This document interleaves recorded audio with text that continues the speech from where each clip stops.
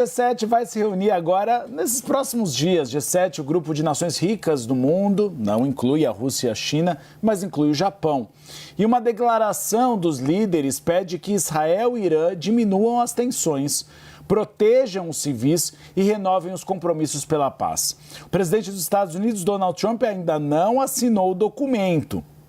Priscila Yazbek, você trouxe essa informação no final de semana. A grande dúvida é como os Estados Unidos vão se posicionar e se eles podem cobrar Israel, um aliado histórico. Mas antes, Priscila Yazbek, que cenário é esse?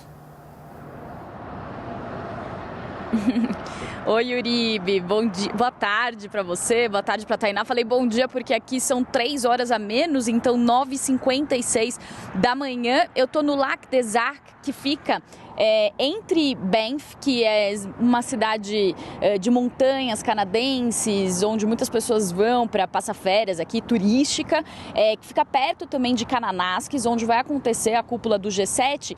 E eu tô basicamente entre Banff e Kananaskis e Calgary, que é essa cidade aí, uma das cidades principais dessa província de Alberta, onde vai acontecer então a cúpula desses líderes, que inclusive a maioria deles já está aqui para participar. O presidente Lula vai participar como convidado, chega só de noite, mas esses líderes já estão fazendo as suas reuniões. O G7, que é formado pelo grupo dos 7 países, que a gente pode dizer que são os mais industrializados, hoje mais nem tanto, mas quando foi fundado o G7 em 1975, eram os países mais industrializados e são Alemanha, Canadá, Estados Unidos, França, Itália, Japão e Reino Unido. Então, esses 7 países que são conhecidos por ter uma visão parecida, por serem like-minded, agora estão com algumas divergências, principalmente por causa da postura do presidente Donald Trump. Então, essa paisagem aqui que vocês estão vendo, das montanhas canadenses, desses lagos maravilhosos,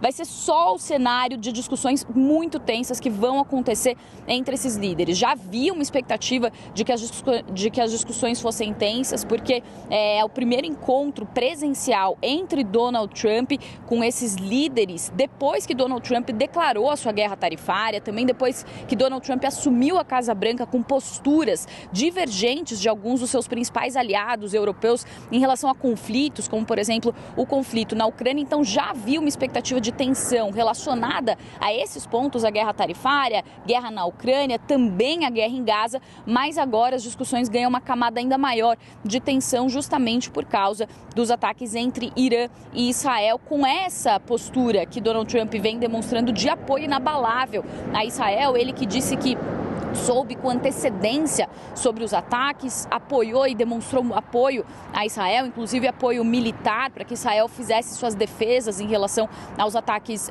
do Irã.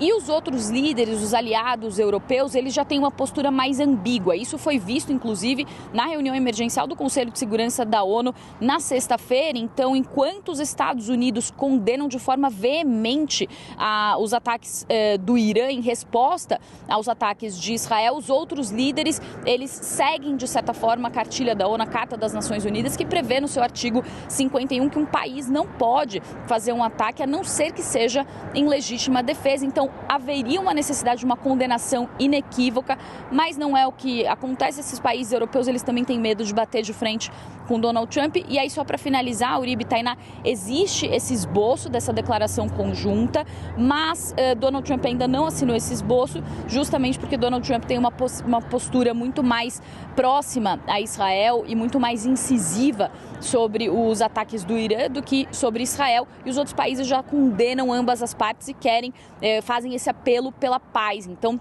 vai ser uma discussão muito complexa e essas discussões elas já acontecem antes do evento. O evento acaba sendo mais protocolar, mas muito do que é discutido e do que é previsto já acontece antes do evento. E é por isso que, inclusive, fontes do governo canadense já estavam dizendo que não esperavam um comunicado conjunto aqui do G7. Se houver um comunicado conjunto com a assinatura de Donald Trump, isso vai ser, inclusive, uma surpresa para os líderes, porque não há expectativa de que Donald Trump fique na mesma página desses outros líderes globais.